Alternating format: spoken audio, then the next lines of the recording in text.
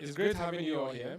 It's less than 2 weeks to election 2020. Who would have thought that we're going back to the polls already? And for journalists, it's exciting, and I believe for your thumbs, they are itching. We are preparing to vote. Vote we will. Who are you going to vote for? I don't know. What will determine your vote? This forum this morning will determine who you'll be voting for. I have an interest in the farms, both livestock and crop, and I want to hear what political parties that want to govern this country think and want to do for the ordinary farmer, aka the peasant farmer. What do you have in stock for us? That's the story we are coming to listen to this morning. And there may be a few of us here because of COVID, but there are millions others who are watching us on the various streams that we are providing for this forum this morning. And I believe it's going to guide your thumb when you go to vote, whether it will be number 1 or 2 or others. Pardon me, the rest of the people who are on the ballot. It is critical. It is the Agriculture Manifesto Forum. And this should be exciting, and I'm happy already about it. My name is Umaru Sanda Amadu. I'm a journalist with Citi FM and Citi TV. I am a son of peasant farmers around Asuchare Junction, and I've seen Asuchare rice farmers here, and I'm happy. Yes, thank you, Nyeye. Great. So this morning's conversation, as has already been discussed, and for which reason you've been invited, is to focus on how the two political parties are handling or planning to handle peasant farmers for the next 4 years. It's not about what they have done. Of course, their track record will be used to judge what happens next. But it's critical that you see their manifesto and what they have in there. The manifesto is a covenant that we have signed with the political parties. And even though we cannot take them to court and say, you promised this in your manifesto, you did not deliver, we can vote them out in 4 years and say, you promised to give us A, B, C, D, you failed to do so. So we have not sued you, we have not arrested you, but at least we'll kick you out of the big house. And that is what we are going to listen to this morning. I'm happy that you have all joined us. Let me say that we are live on a number of fora. We are live on Citi TV's Facebook streaming app, and we are live also on Joy News Facebook streaming app. Of course, there are other media houses that are carrying this for rebroadcast later in the day. And we really celebrate you all media personnel who are here with us to listen to this particular conversation. I'll be introducing for us the key people who will be guiding this conversation. But what I would do is to just ask if there are some farmer groups from any part of the country who are joining us this morning that we can introduce, and also organizations that have come here which have interest in the sector that would want to quickly give us an introduction, aside our key participants or key panelists who will be speaking to us later. I've already confessed that my team from Asuchare rice farmers is here. Do we have any other groups here that would want to introduce themselves? I'll just bring the microphone to you. If you just show me your hand, whether or not you're a farmer, I'll just bring the microphone and then hear who you are. Yes, thank you. Mefi Kukupa. Mefi Kukupa. Your friend Edu Peter, Faruna of District.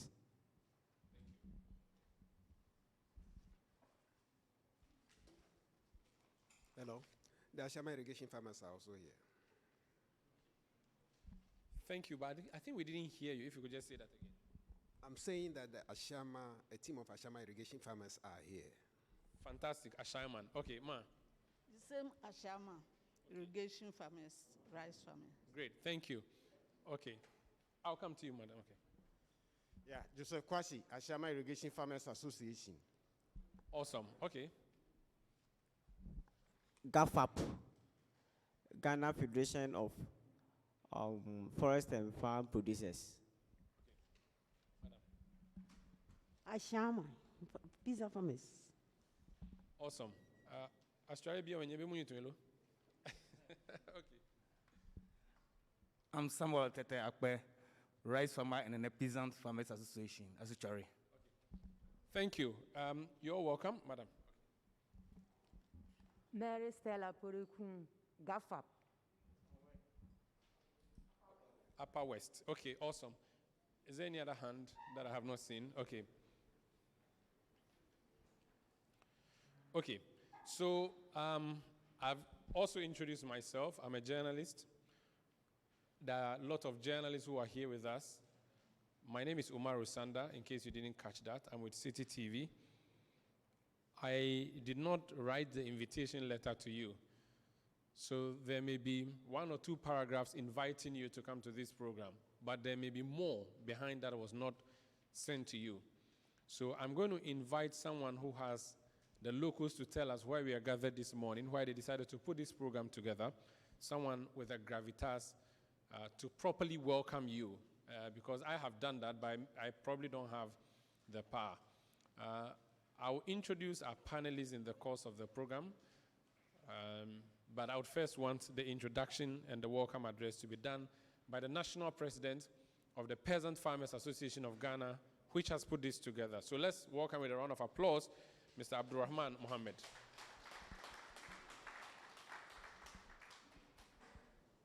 So Abdulrahman Mohammed will give us the welcome address and, of course, the purpose of this morning's gathering to guide the conversation moving forward here at this forum. That's it. Thank you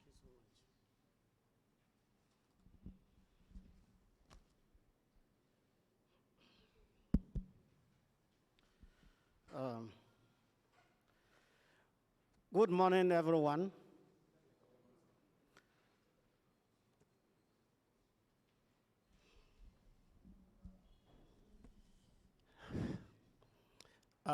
I just want to use this opportunity to welcome our 2 big political parties in Ghana.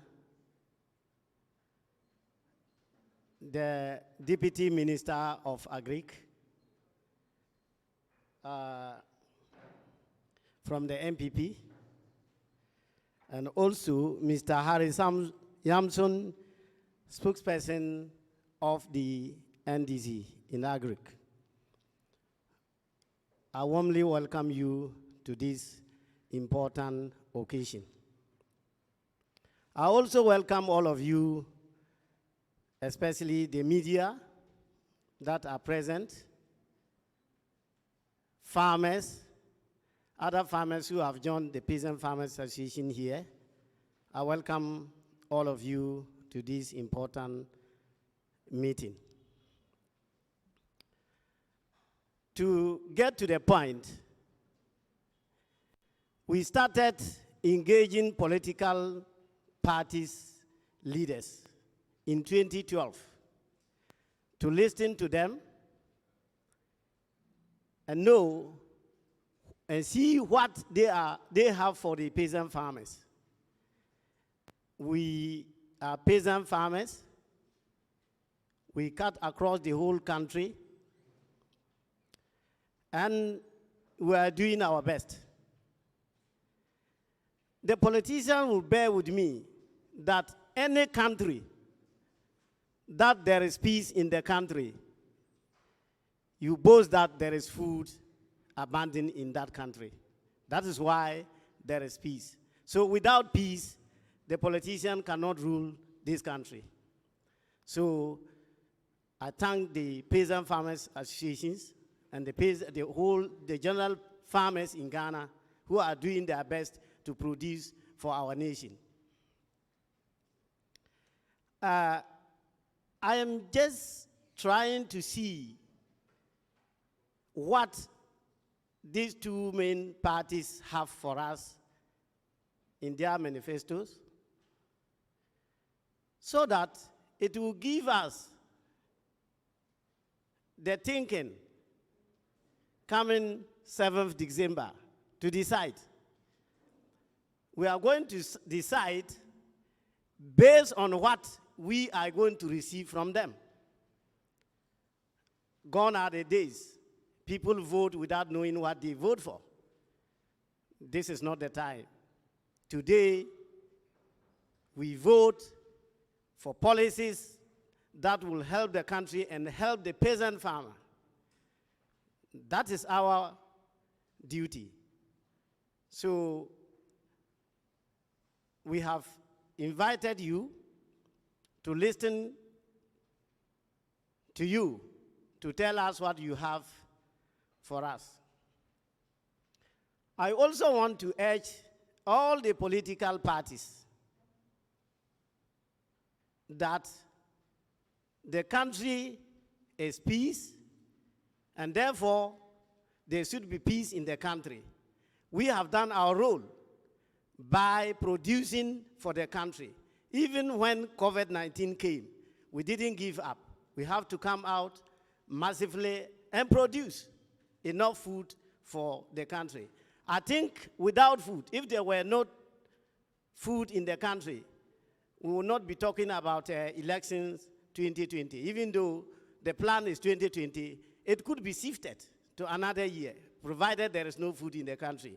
But yet we are holding the elections. So I think that the farmers have done their best, and they have done the right thing to do. We have produced enough food for the country. So 2020 elections, coming December 7th, we want to see peace. And then, before the election, within the election, and after the election, there should be peace in the country. Let me use this opportunity again to welcome all of you for you've been here, because this is the time that politicians everywhere are running here and there to make sure that they put things in place for themselves. Thank you so much. Thank you. And I wish you a successful discussion, which I'm also part. Thank you. Thank you so much. We're going to elect a president on December 7. You already know you are a president, and you're a president of a very significant bloc. You're a president of the food group. I want to be in your party. Thank you, thank you. And I think it's also only fair to appreciate the politicians who are here, because this is the most critical moment for them.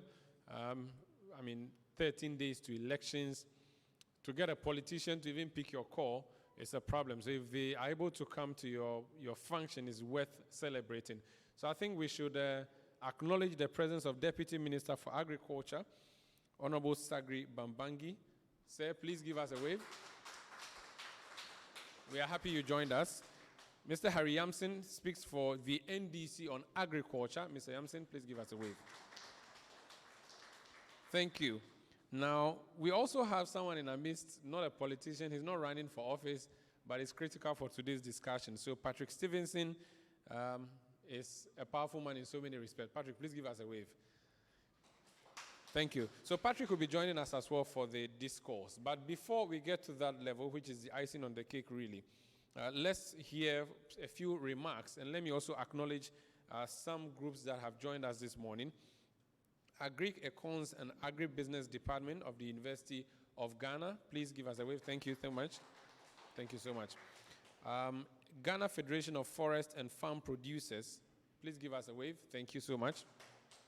Center for Indigenous Knowledge and Organizational Development, CICOD. Thank you. Thank you for joining us, CICOD. Okay, at the back.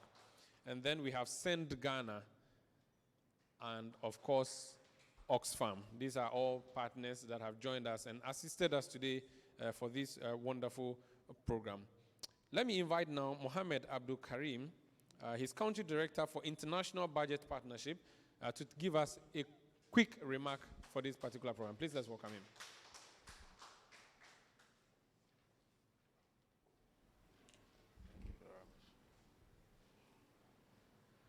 Good morning, ladies and gentlemen. I want to ride on the previous protocols to give you just a short statement, as Mauro has indicated. I'm Abdul Karim Muhammad, and I represent International Budget Partnership.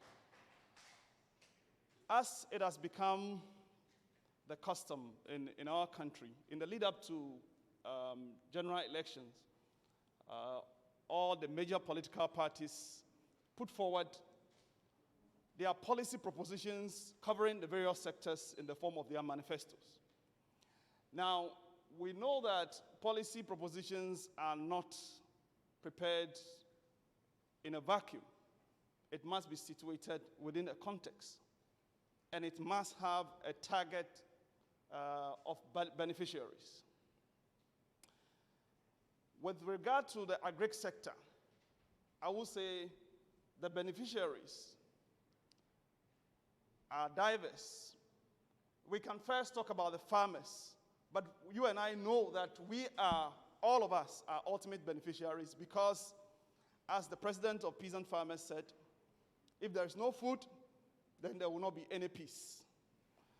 Now, our simple role this morning is just to explore these policy propositions that have been put forward by both the NDC and the NPP, and to try to understand them better. Most of the time, these are captured in documents which are quite high level. Most of our people do not even have the opportunity to look at this document, let alone understand what they are saying.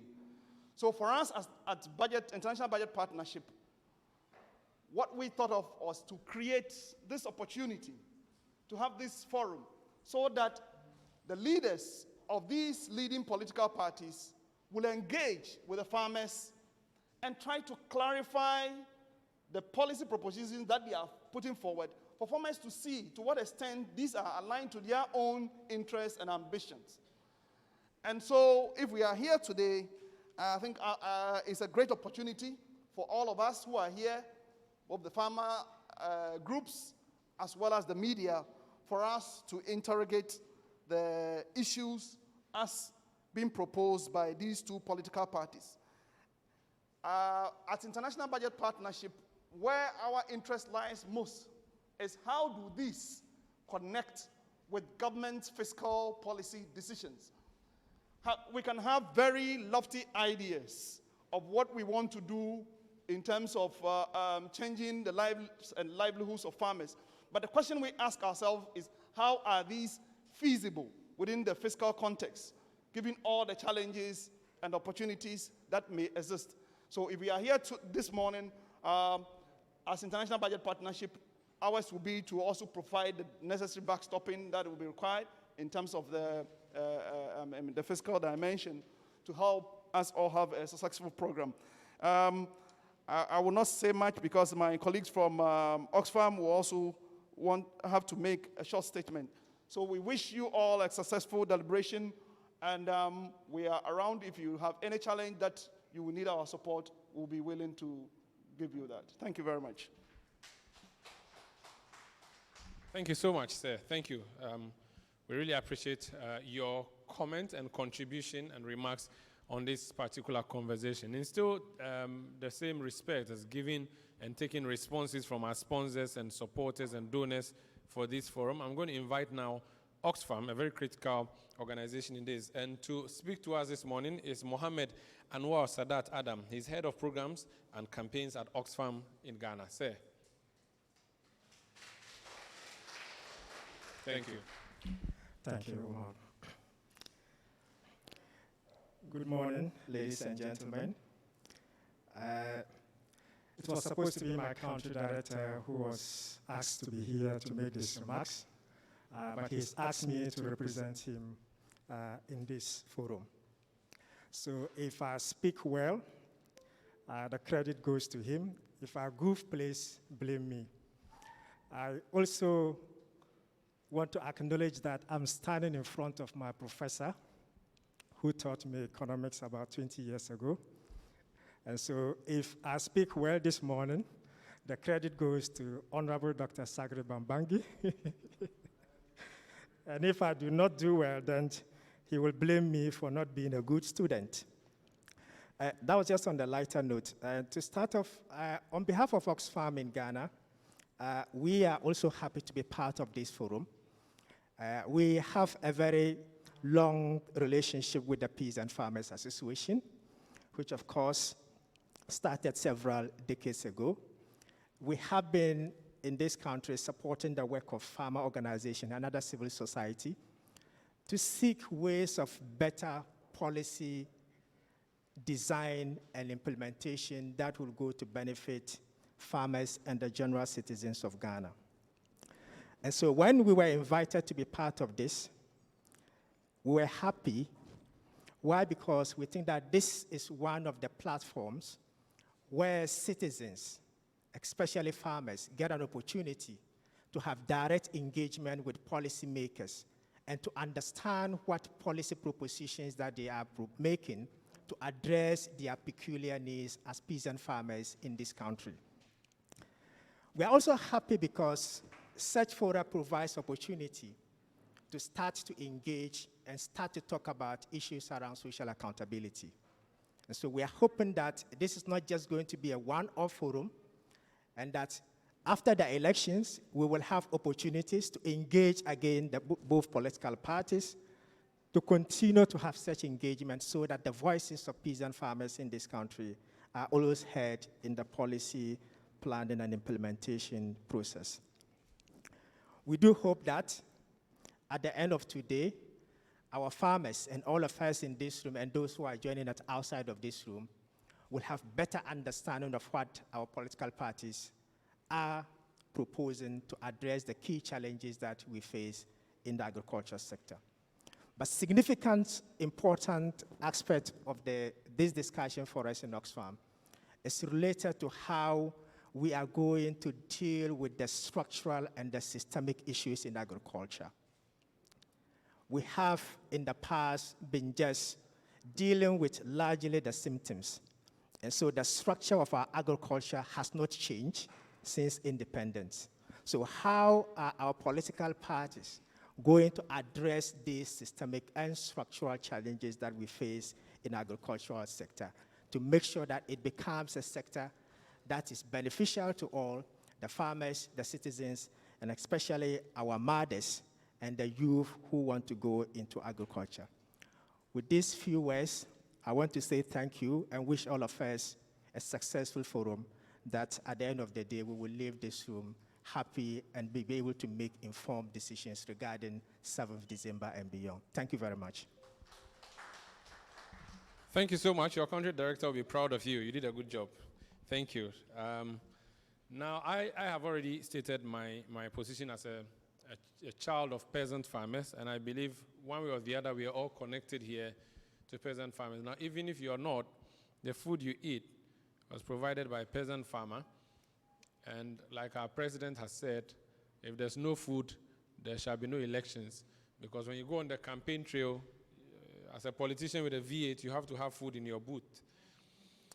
The state of smallholder agriculture and constraints in Ghana, that's the next conversation we're going to have.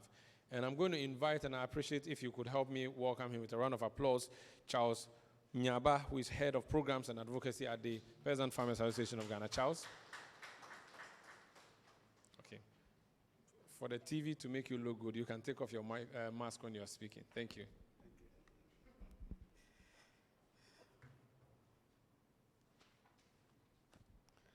Thank you very much, Omaru.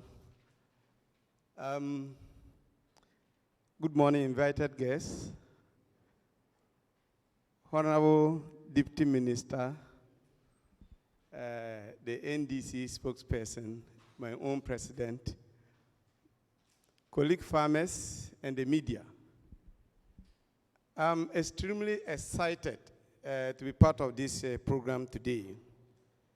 Not because I work with peasant farmers or we are being supported by Oxfam. Yesterday, this time, I was on the farm at Nyamba, and I have to rush and come to be part of this program. Tomorrow, this time, I'll be back in Nyamba. And if any of you know where Nyamba is, you understand what I'm talking about. As we speak, we are struggling to harvest our rice. We don't still know where we are going to sell it. We've already lost a lot through post-harvest losses. And those are the experiences I'll be sharing with you. I happen to also have privilege of having the one who gave me the theory, just like Sadat said, being here. So if I speak well, he will take the credit. If I go wrong, maybe after this, I don't know what will happen. So I also want to acknowledge Professor Irene Ajeri, who is here with us.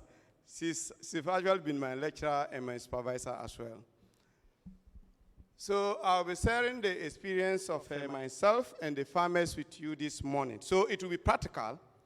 I'll try as much as possible to share experience, having worked during the NDC regime and then also being in the sector in this current regime, so that we'll have a balanced discussion.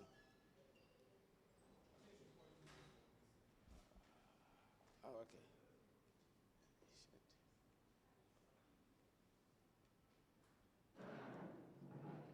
Can somebody help me?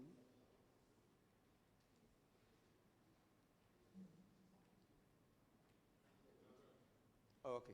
So I'm just going to take you through the introduction. We will quickly look at the sector, the outlook, and then I'll jump into the general constraints and the expectations.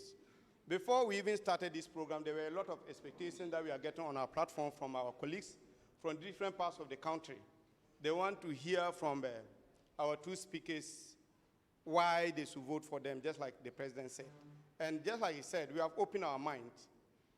In all our constituencies, we told them that they should just empty their heads, that they belong to NPP or NDC, and then refill that based on the information that they will be fed in. So our decision to vote for you will depend on how you are going to convince us that after the election, you do ABC for us. So as we all know, I won't waste time here. This is an important sector that provides jobs,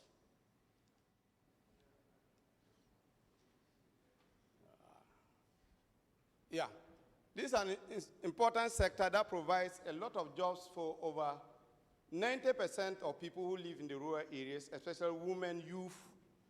And then when you come to the urban centers today, many people are into backyard farming. Prof sitting here is a farmer, a rabbit farmer, and then we have many people who work and still take farming as a side job.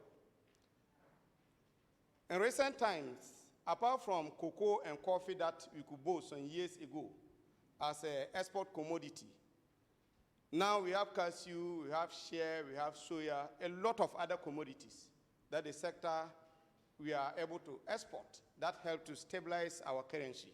So that tells the importance of the sector. Food security role. Other countries like the Saharian countries like Mali, Niger, Sudan, they still depend on us for most of the cereals. But we ourselves have enough to eat. We don't have to import all the things that we used to do some years ago. So it means the sector is actually doing a lot. We have a lot of industrial raw material. I think I was happy some days back when I heard that we are banning importation of poultry feed and other things. And then in terms of other raw material for brewing, the sector is doing that perfectly. In some years back that we have to import that for the industries. Incomes and then and livelihoods, it contributes a lot to that. So this is a sector that we don't need to joke with. And I will urge that the two speakers will actually send a message that your leaders will prioritize this sector to lead the sector to develop. Now, apart from this, somebody will ask, what is the sector? Somebody who doesn't know. This sector cuts across all. We have the crop sector, we have the livestock, we have the timber, we have the fisheries. But with this, the crop sector is leading.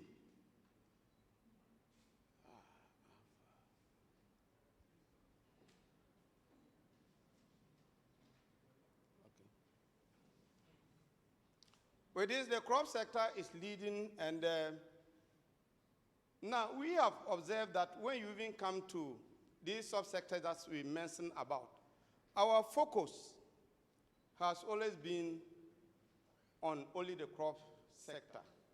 That doesn't mean that we haven't done investment in the other areas. But if you do comparative analysis of the investment that we get in the sector, you realize that most of it always go to the crop subsector. Now, in years back,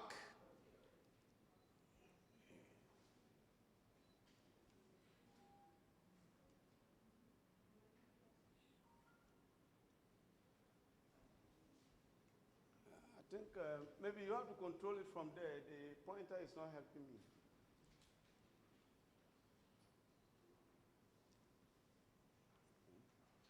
Please go back for me. Okay. Go back still. Okay, so now let's come to the table. Yeah. In years back, this was a sector that less in all the other subsectors. If I talk of the other subsectors, I'm talking about the industry, services. Please take me to the table. Yeah, services. Now, in recent times, we just looked at, we did 7 years analysis based on the information we got from Ghana Statistical Service. And it suggests that the sector contribution to GDP, comparing to the other sector, has not been that good, even though a typical economist will tell you that this is okay. As the economy expands, the agriculture contribution narrows. If we are able to create industries, then we are producing to process, and then the people will get jobs in the service sector.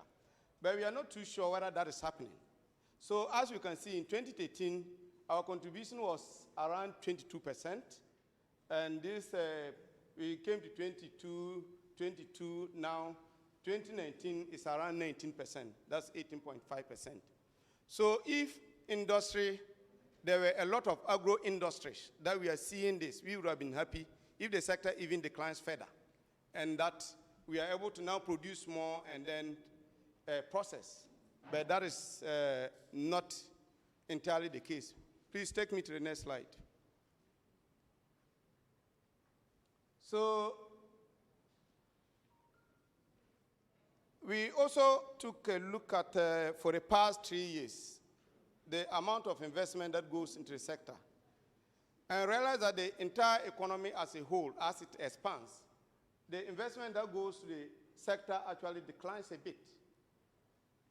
And apart from that, if you look at it in nominal terms, you may think that it's huge, but we try to look at the specific areas of investment, looking at what we are getting from our donors and development partners, and then what the country is actually contributing. And then you realize that in terms of that, our investment in the sector is actually declining, whilst donor contribution is increasing.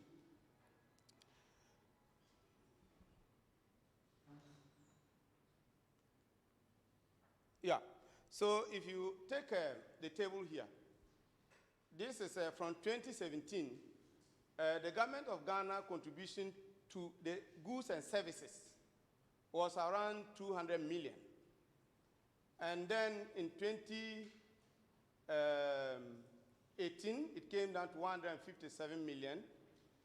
There's a huge jump in 2019, 471 million, and then we reduced again in 2020 to 264 million.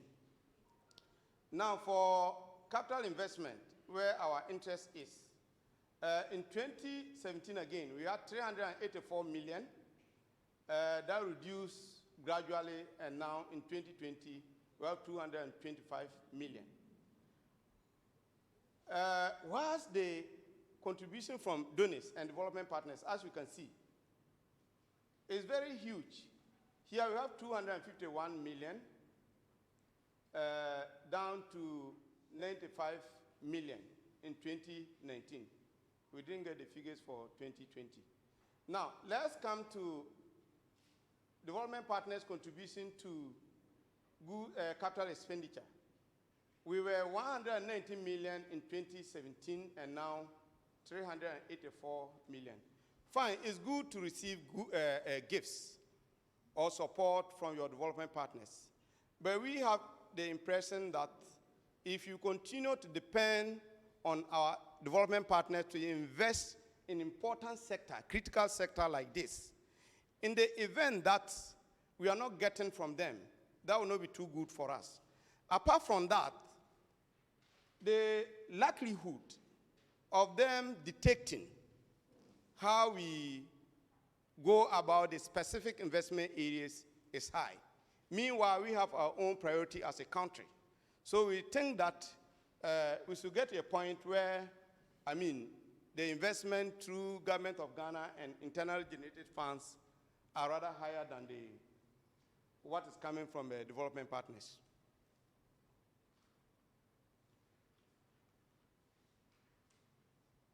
Yeah. So now, looking at the figure that are presented, we have two line graphs here. The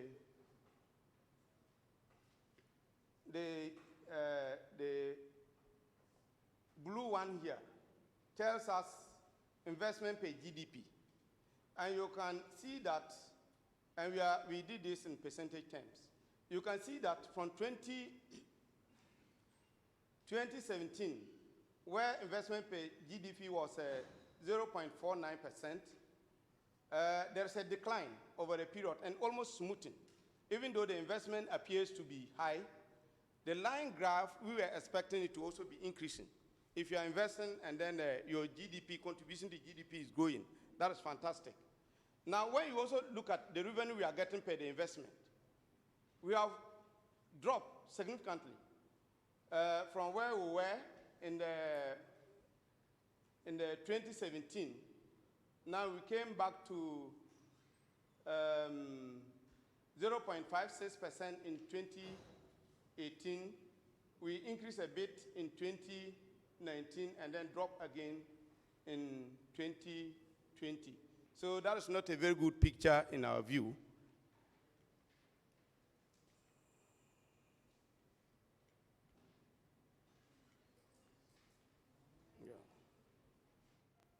Yeah. Now, looking at the various investment areas, and you realize that the investment is skewed. I mentioned this earlier. When you take crops, we realize that our focus has been on those crops that are for export. And that also reflects in both NDC and NPP manifestos. You realize that we are putting so much resources in cocoa, for instance, compared to other staple crops. And then the same goes to cashew, which is good, but we think that we shouldn't also forget about our staple crops. Now, when you come to even within the crop subsector, where we are looking at the staple crops, the investment, about more than 70% is on only production. And in this case, fertilizer and seeds. Fertilizer and seed subsidy. Fine, we as a farmer, we are happy to get fertilizer at a subsidized price if it's available in good quantity and quality. But we think that in profit-wise, for us, we won't be too impressed that you are able to invest so much in these inputs. At the end of the day, you produce and you are not able to harvest. You harvest, you are not able to store. You store and you are not able to sell. And that is what is happening. In the month of October, I spent the whole period in Kintampo trying to harvest my maize. Getting labor to harvest was a problem. Getting trussers and harvesters was a problem. Now, myself and my president, we came yesterday. We are all in Nyamba. When you go there, our members are there. We have produced the rice. We can't harvest because there are no combined harvesters. Now, even what we've been able to harvest, storage is still a challenge. So we are thinking that we will need a balanced investment that cuts across the value chain activities, not only limited to only a particular sector. Now, let me also say this, that if I say investment is focused on production, I'm not saying there is no investment in the other part of the chain, but it's so limited that it doesn't address entirely the problem that we are facing. So in going forward, we would like to actually have a balanced investment. And this approach of investment is happening across years. During NDC time, fertilizer was subsidized, but when it comes to harvesting and then storage, processing, it was a problem. And the same trend that we are seeing today.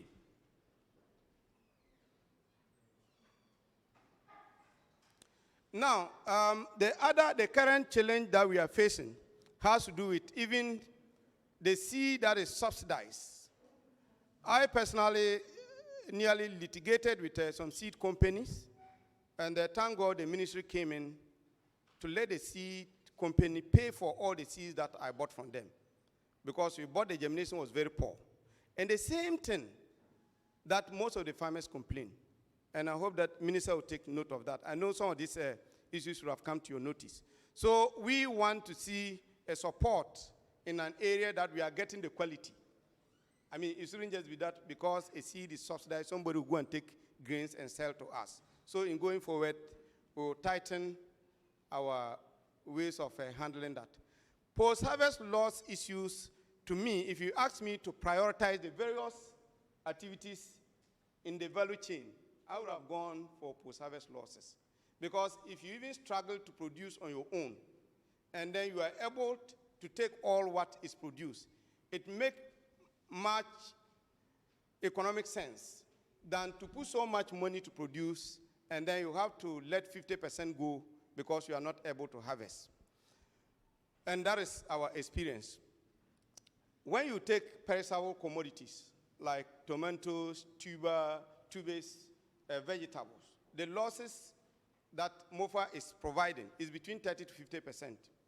Grains, I'm putting them together, but there are variations. Grains is also between 15 to 20%, which is not proper. In some occasions, where we are not able to even harvest and the produce are consumed by fire, you are talking about 100%. Because last year, I harvested half, the half was burned by fire for rice. And there are many rice farmers who are going through the same challenges. Now, we also realize that the main government program that is targeting transforming the sector is Planting for Food and Jobs. Whilst Planting for Food and Jobs is doing well for the crop stock sector, in the area of livestock, apart from poultry, we've not seen much. If you take ruminants like cattle, goat, and sheep, you realize that we've really not done anything at all in that area. The investment in that area is negligible. The country has potential to grow in terms of livestock production, but we still import meat. We get greater quantities of our livestock from Burkina, Niger, and other areas. So we would like to see the investment that cuts across all these areas. Poultry, even though we are doing well, just yesterday, poultry farmers, I'm also a poultry farmer, poultry farmers have to increase price of their poultry eggs because maize prices are increasing across every part of the country, leading to increase in poultry feed. So we are doing well, setting up industries. But what we need to do is, how do we feed those industries with raw material to produce? It's a challenge. This bumper harvest, and the areas that we get our maize from is Edra, Kintampo, Techiman, Afran Plains, Tamale, and Wa. Today, go to Edra and Kintampo, Techiman. A bag of maize, this is the bumper season, is going for 200 Ghana cedis. And this is bumper season. So that is a serious challenge to us that we think that we need to take a second look at. Yeah. So, general constraints of smallholder farmers.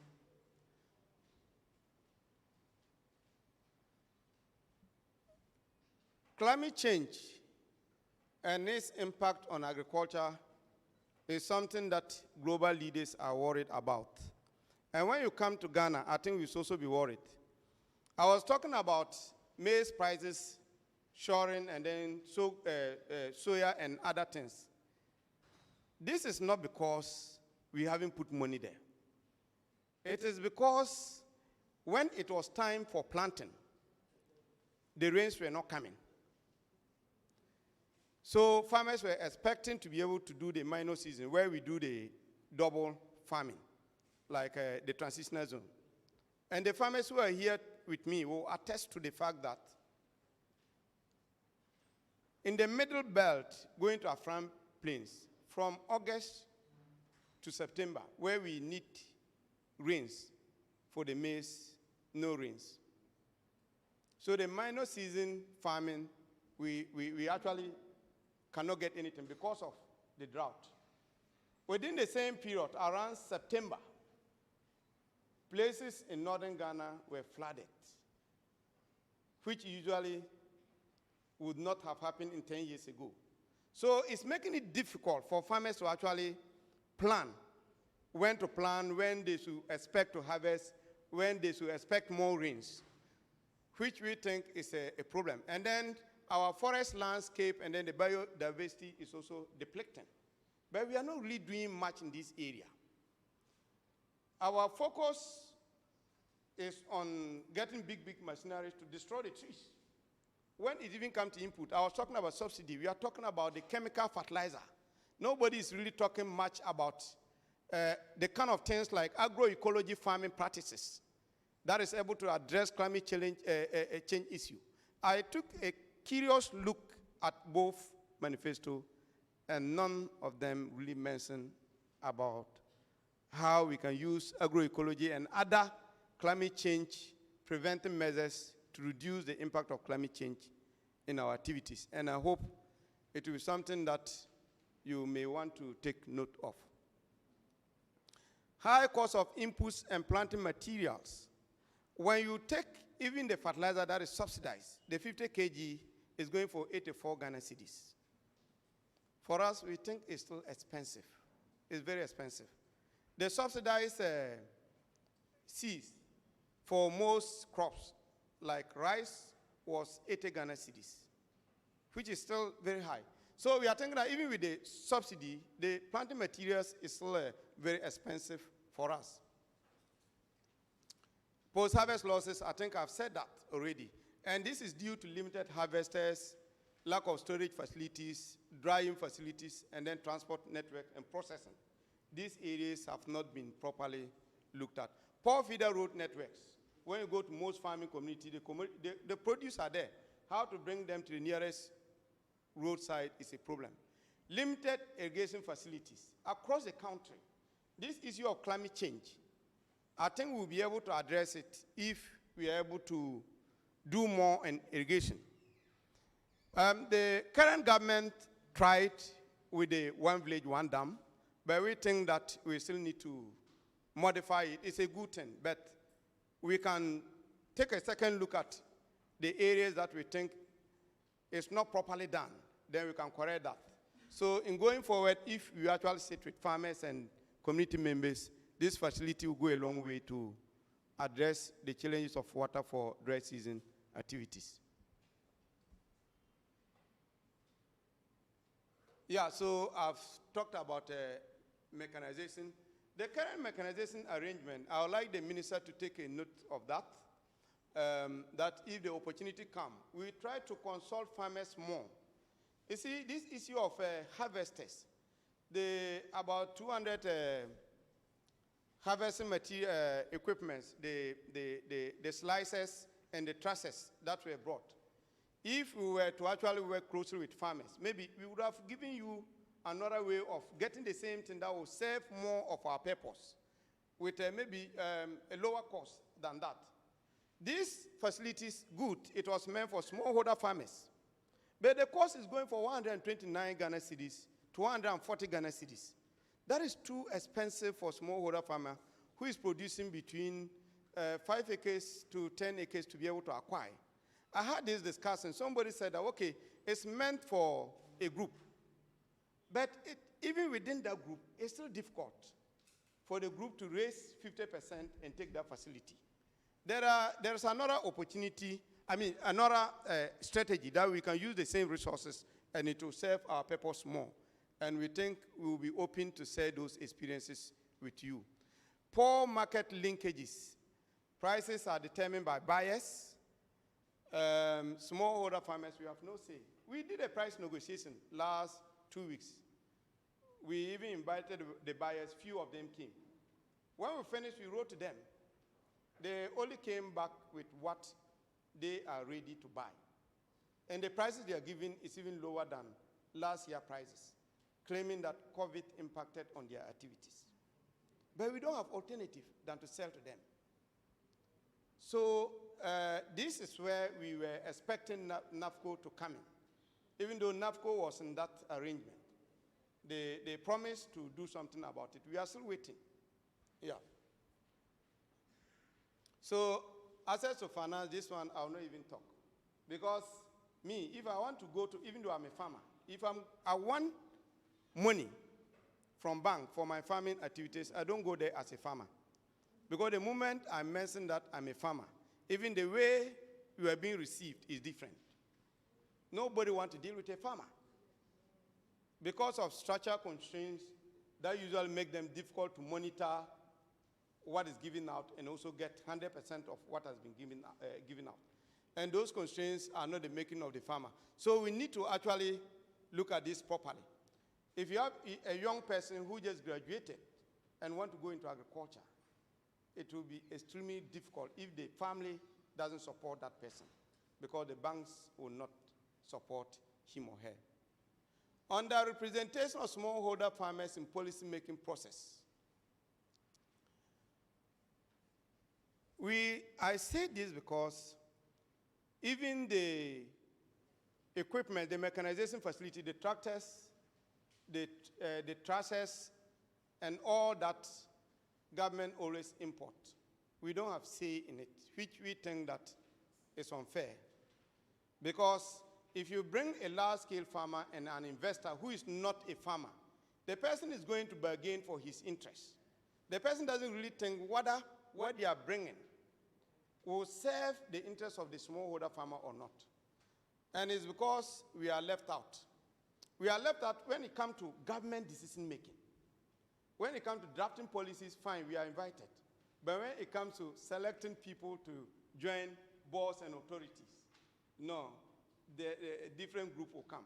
We have sent, Minister, we have sent a petition to your office. The tree crop authority has been set, and then we were looking at cashew. We looked at the list. The person who is representing farmer is a cashew exporter based in Tema, which we think is not fair. And when it comes to price negotiation, these are the people, a buyer, going to negotiate a price for the one who sells. What do you expect to come out?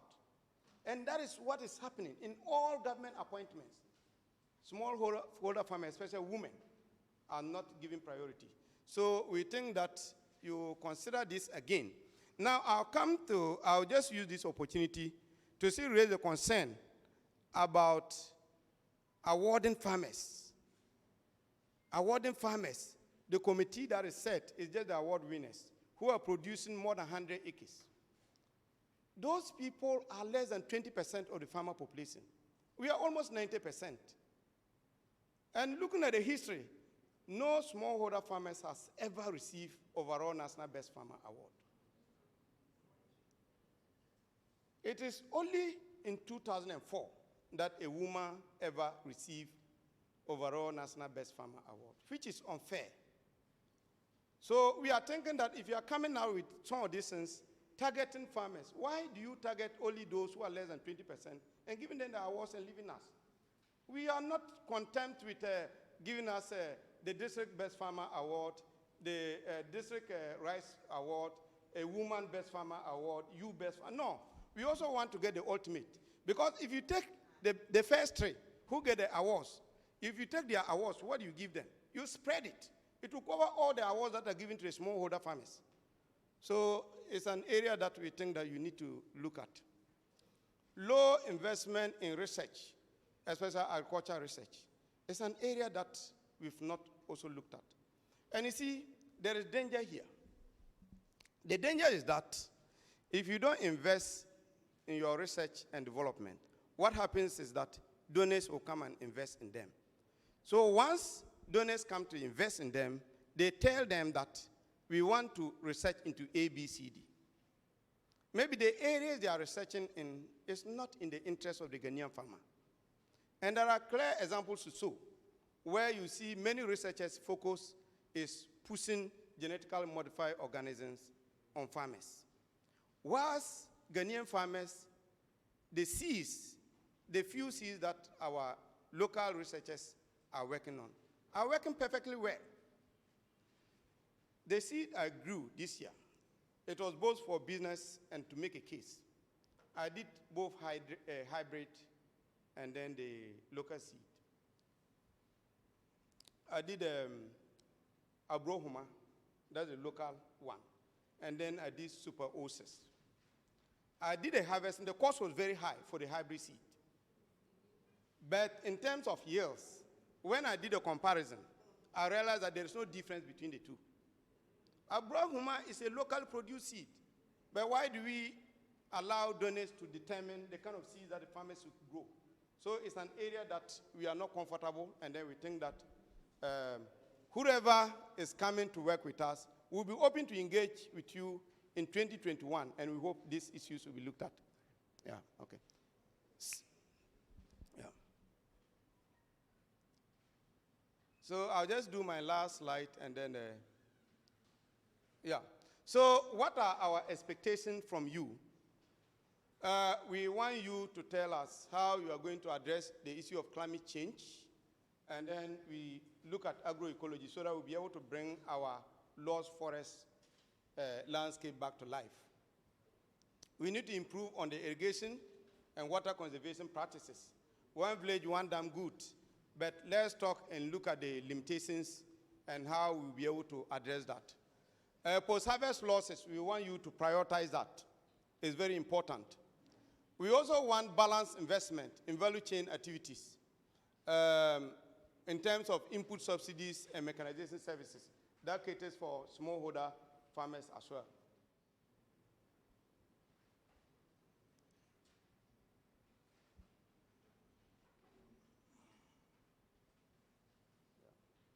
Okay. Yeah, attention should be given to other sectors such as livestock, fisheries, and other traditional crops. We'll be very happy to see investment in to improve cattle production, ruminants, and other things, so that we stop importing cattle from Burkina. Review the current policy engagement process to allow smallholder farmers participation. This one we are making appeal. Also, appoint us in some of the boards that has to do with agriculture. We shouldn't limit it to only business people. Address poor feeder rows, addressing marketing challenges, and then increase investment in research and development. Thank you so much. Thank you so much, Charles, for that elaborate presentation and proposal to the future government, if you may. Thank you. Thank you so much. My own scientific information is that if you sit for long without stretching, COVID can catch you. It's unscientific, don't quote me. So in order not to be caught by COVID, I think we should just take a quick break, 10 minutes break. We have a coffee break, or a beverage break, or a fruit juice break. The door behind you, if you just go in there, there's food there, just pick your pack, get your drink, and you can come back here. Let's interact for 10 minutes. We'll be back, and then the main discussion would happen. So thank you so much. So it's just a door behind you.